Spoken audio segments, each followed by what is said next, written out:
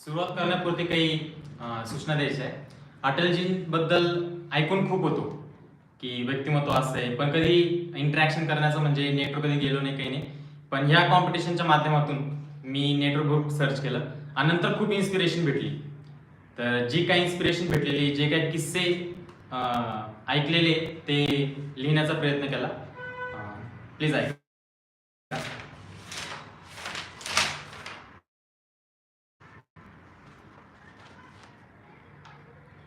सुरुवात करण्यापूर्वी एक पार्श्वभूमी सांगतो. आज अटलजींना जाऊन लगभग 3.5 ते 4 वर्ष झाले असतील. आज त्यांच्या 99 जयंतीनिमित्त त्यांना एक मुजरा म्हणून त्यांचा एक चाहता त्यांच्यासाठी काय प्रस्तुत करू शकतो या खोल विचारात मी पडलो होतो. मग एक कल्पना सुचली की आपण अटलजींना एक पत्र लिहू. खरं तर अटलजींनी या देशासाठी इतकं काही केलं आहे की कदाचित तेच विसरले असतील की भारत देशाच्या विकासामागे त्यांचे योगदान किती. म्हणूनच या पत्राच्या मार्फत मी अटलजींना त्यांच्या जीवनाचा आढावा देऊ इच्छितो. तरी या छोट्याशा प्रयत्नात मला तुमच्या सर्वांचे लक्ष हवे आहे. आज जरी अटलजी आपल्यामध्ये नसतील, पण त्यांचं अंश आणि अंश या देशभूमीत दरवळत आहे. म्हणूनच पत्राचं शीर्षक अटलजी जहा होंगे वहा असं देतो. आदरणीय अटलजी म्हणून संबोधित करणार नाही, कारण तुम्ही आमच्या ओठांवर नाही, आमच्या मनात राज्य केलं. म्हणूनच प्रिय अटलजी. असं म्हणतात की बाळाचे पाय हे पाळण्यात दिसतात. कदाचित ह्यामुळेच आई वडिलांनी तुमचं नाव अटल ठेवले असेल. नावाला शोभेल असं तुमचं व्यक्तिमत्व. अडचणी अनेक, पण तुम्ही मात्र अटल. प्रसंगाशी झुंज देण्यात सुद्धा अटल. प्रसंग काळी फक्त 13 दिवस पंतप्रधान बनलात, दुसऱ्यांदा 13 महिन्यांसाठी, पण तिसऱ्यांदा जे बनलात ते थेट 5 वर्षांसाठीच. आणि तुम्ही दिलेली घोषणा अंधेरा छटेगा, सूरज निकलेगा, कमल खिलेगा ही वास्तवात आणली. तुम्ही प्रज्वलित केलेली ज्योत ही आज मशाल झालेली आहे. आज हे कमल फुलून एक बहार रूप धारण केलेलं आहे.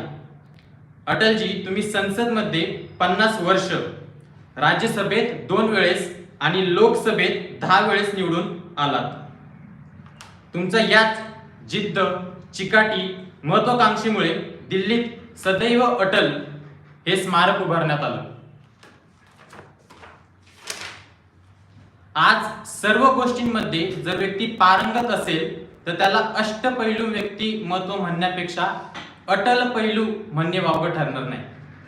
कारण तुमच्यासारखं सर्व गोष्टींमध्ये पारंगत असलेलं व्यक्तिमत्व सहसा सापडत नाही. तुम्ही सर्वच गोष्टींमध्ये किती पारंगत होता हे सर्वांना कळलेच पाहिजे. अटलजी हे थोर वक्ते, प्रसिद्ध राजकारणी तर होतेच, तसेच ते एक उत्कृष्ट कवी देखील होते. राजकारणात येण्यापूर्वी त्यांनी जर्नलिस्ट म्हणून देखील काम केलं. त्यांनी अनेक प्रसिद्ध पुस्तके लिहिली. सक्ती से शांती, सेक्युलर वार, भारतीय परिकल्पना हे तुमचेच काही प्रसिद्ध पुस्तके. तुमचं भाषण कौशल्य ऐकून पंडित नेहरू प्रभावित होऊन एकदा म्हटले की this person would someday become the prime minister of India. नेहरूजींचा हा वर्तवलेला अंदाज 1990 साली पंतप्रधानपदी शपथ घेऊन तुम्ही खरा करून दाखवलाच. तुम्ही आणि नेहरू दोन्ही वेगवेगळ्या पक्षाचे नेते, पण तुमच्या दोघांमधील आदर सन्मान हे आम्हा सर्वांसाठी उत्कृष्ट उदाहरण म्हणून सिद्ध झालं. असं की 1977 मध्ये अटलजी हे भारतीय जनसंघ पक्षाकडून एक्सटर्नल अफेअर्स मिनिस्टर पदी रुजू झाले. कर्मचारी ऑफिसमधील सर्व काँग्रेस पक्षाचे चिन्ह काढत असता अटलजींचे लक्ष गेले ते थेट रिकामा असलेल्या पंडितजींच्या फोटोकडे. प्रसिद्ध इतिहासकार रामचंद्र गुहा सांगतात की ती रिकामी जागा बघता क्षणी अटलजींनी पंडितजींचा फोटो त्वरित लावण्याचा आदेश दिला. खरंच असा आदर सन्मान आम्ही तुमच्याकडून शिकलो तर मिळवलंच. तुम्ही हा आदर सन्मान आंतरराष्ट्रीय पातळीवर देखील ठेवला. अखंड भारताच्या फाळणीनंतर झालेल्या 2 कट्टर दुश्मन भारत पाकिस्तान या दोन्ही देशांना एकत्र करण्याचे स्वप्न अटलजी तुम्ही पाहिलं. त्यातील एक नमूद करण्यासारखं ते दिल्ली लाहोर बस सुविधा. पाकिस्तानमधील लाहोर येथे तुम्ही दिलेल्या भाषणाचं कौतुक करताना पाकिस्तानचे पंतप्रधान नवाज शरीफ म्हणतात, वाजपेयी साहब अब तो आप पाकिस्तान में भी इलेक्शन जीत सकते हो. खरंच भारत पाकिस्तान या दोन्ही देशांना एकत्र करणाऱ्या स्वप्नाचा राजकारणी माणूस आमच्या नजरेस आला नाही. तुमचं चारित्र्य एवढं साफ आणि महान की विरोधी पक्ष नेते सुद्धा तुम्हाला संबोधित करताना म्हणतात, right man in the wrong party. असाच आदर सन्मान छत्रपती शिवाजी महाराजांना देखील भेटत. तुमचं बारसं नुसतं right man in the wrong party हे नाव ठेवून थांबलं नाही, तर व्यंकय्या नायडू यांनी तुम्हाला विकास पुरुष असे बोललं. कारण तुमच्याच कारकिर्दीत भारताने उत्तुंग यश प्राप्ती केली.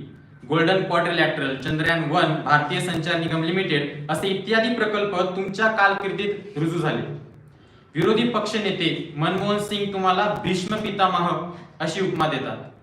तुम्ही राजकीय क्षेत्रात दिलेल्या योगदानामुळेच 25 डिसेंबर हा दिवस गुड गव्हर्नन्स डे म्हणून आम्ही भारतीय साजरा करतो.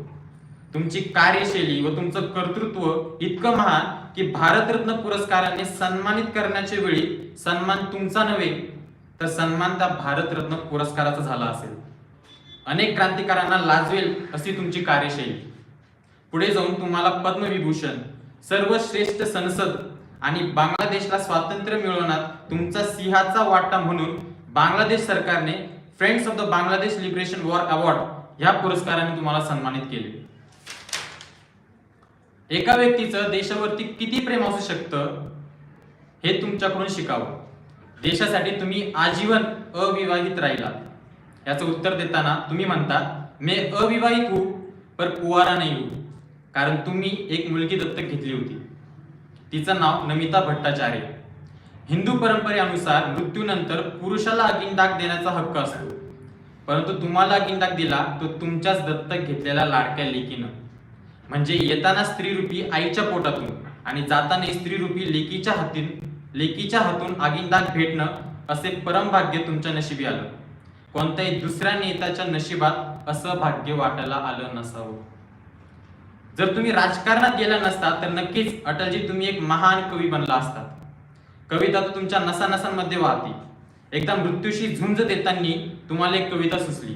ते म्हणतात, मौत की उम्र क्या है दो पल भी नहीं, मौत की उम्र क्या है दो पल भी नहीं, जिंदगी सिलसिला आज कल की नहीं, मैं जी भर जिया मैं मन से मरू, लौट कर आऊंगा खुद से क्या डरू. इतक्या कर्तव्यशाली व्यक्तीला भेटायला देव सुद्धा भुकेला असावा. म्हणूनच 16 ऑगस्ट 2018 रोजी तुम्ही स्वर्गवास घेतला. 15 ऑगस्टला गडरूपी स्वातंत्र्य साजरा करीत असतानाच दुसऱ्याच दिवशी सिंहरूपी अटलजी भारताने गमावला. शोकांतिका भारतातच नव्हे तर साऱ्या जगभरात पसरली.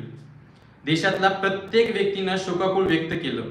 आदरणीय श्री पंतप्रधान मोदी शोकाकुळ व्यक्त करताना लिहितात, मैं निशब्द हूं, शून्य में हूं, अटल जी का जाना एक युग का अंत है.